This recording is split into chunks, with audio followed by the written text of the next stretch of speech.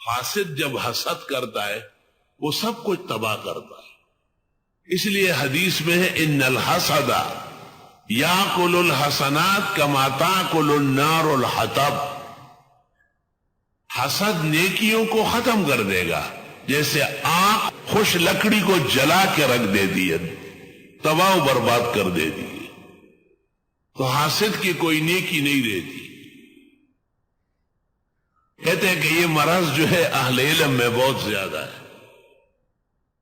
تو اس کا علاج یہ کہ جس کے اوپر آپ کو حسد آتا ہے اس کے لیے دعا کرے، یا اللہ اس کی عمر بڑھائے، یا اللہ اس کو صحت دے، یا اللہ اس کو اور خوشیاں، طاقت، توانائی دے. اللہ اکبر.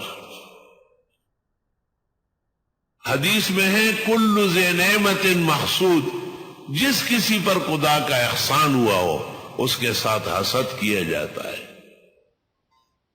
اور حواسد سے بچنے کے لیے، ان کے شر سے بچنے کے لیے بھی یہ دونوں صورتیں ایک سیر ہے.